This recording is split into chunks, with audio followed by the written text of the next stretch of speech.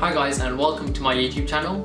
In this video I'm going to provide some advice and tips for GCSE students in Year 9, Year 10 and Year 11. I'll provide some of the tips that worked for me when I was preparing for my GCSEs, but also some things which I know I could have done better, and hopefully you won't make the same mistakes. But I think it's important that you trust your own learning style, because everyone learns differently, so there may be some things which you don't like from what I say today, but there may be some things that you can take away and adapt to your own schedule or your own situation. So let's get straight into it, and hopefully this video will help you. Simply get stuck into lessons. Make sure the teacher knows that you're in the lesson, so contribute to the lesson, answer questions, and make sure you come out of the lesson knowing more than what you came in. The worst feeling is coming out of the lesson not fully understanding the topic, thinking that when you go home on the weekend you'll look over the topic, but you don't actually do that, and that means when you come to end of years you haven't really fully understood the topic, and when you have less time to revise, that's when stress starts building up. So make sure you just ask questions if you don't understand anything, or maybe if you ask your friends or siblings, but make sure you understand the topic before moving on. The next tip is about your notes. My advice is that you try and make your notes quite soon after the lesson. So if you can, after school, if you don't have too much homework, or most likely if you have time on the weekend, you can make your notes then, because that means the topic's still fresh in your mind, and also the teacher may have said something which is really useful which isn't in the textbook, so you want to try and make sure you get that in your notes, because when it comes to end of year exams, that means you already have it ready, so you just have to flip through and you know that that's everything I need to know, as well as the textbook which can help you. I think what I did wrong when I was making my notes is that I simply just copied the textbook. I thought I was making a lot of progress just by literally looking at the textbook and copying it into my notes. But that really doesn't really help you too much, because although you're still revising something, you're not really understanding and digesting it fully. So that means if you make bullet points and make your notes as concise as you can, you're summarizing what's in the textbook, but you're fully understanding. And also make sure that if you're writing them handwritten, make sure you keep them organized in folders or wherever you like to keep them, but don't lose them, because that's the worst thing when you come to year 11 or end of year exams, that you've lost the notes which you've spent so much time making. And also if you're typing them on the computer, make sure that you save them constantly, and if you can actually use the autosave function on OneDrive. So that means whenever you make a change, it keeps on updating, so you don't risk losing all the notes if your computer shuts down or updates automatically. On notes, make sure that you don't spend too much time making them look really pretty. I mean, I also fell into that trap because I just like making things look nice. So I'm not saying don't make them look nice at all, make sure they're neat and readable, but you don't need to spend too much time with colours and fine liners and highlighters, etc., unless that really helps you learn. Just make sure you look at how long you're spending on making each of the notes, because if it's taking you way too long for one topic, you may not get time to do all the topics, and that may just drag out your note-taking process. In some schools they start the GCSE syllabus in year 9, so for example for myself we started our sciences in year 9, but I actually didn't know that, so my notes weren't that good in year 9, and I think I regret that, because that means when I came in year 11 in the Easter break or in the Christmas holidays, I had to re-go over all those topics and make notes from scratch. But if I would already done those notes in year 9, that means in year 11 Christmas there's less stress, and you can literally just flick over the notes knowing that you've already covered the topic earlier in year 9, and you're just going over it and making sure you can put it into your memory.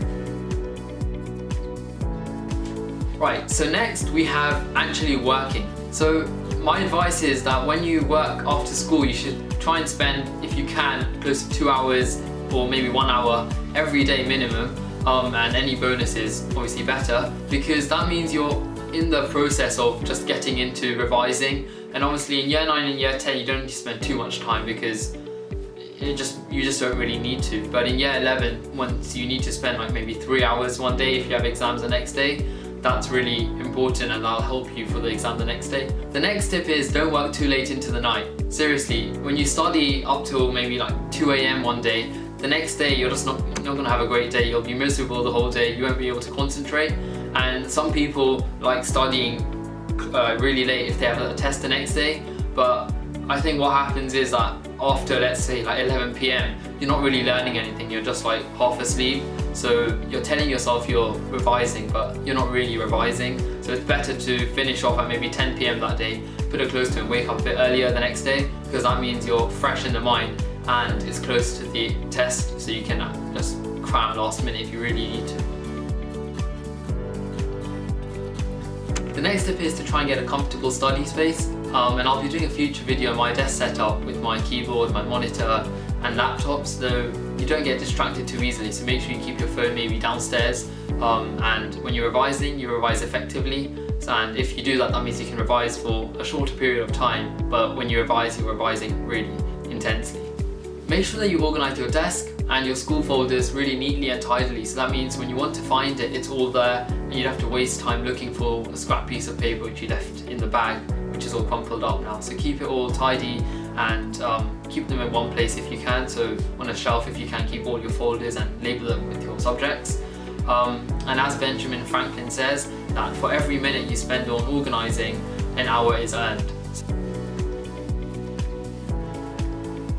When revising, internet is your friend. There's so many good resources outside on the internet which you can use to aid your revision process. One website which I recommend is Save My Exams, because they have detailed notes for I think nearly all exam boards, and they also have topic questions like physics and maths tutor, but with mark schemes and model solutions. So that's a really good website just to practice I guess, and before any topic test do the questions on that topic so you know that you've understood the topic. CGP books are also really good to get your foundations right, because once you have your foundations right, then you can obviously build on it and check if you haven't missed anything with in your lessons or from the textbook.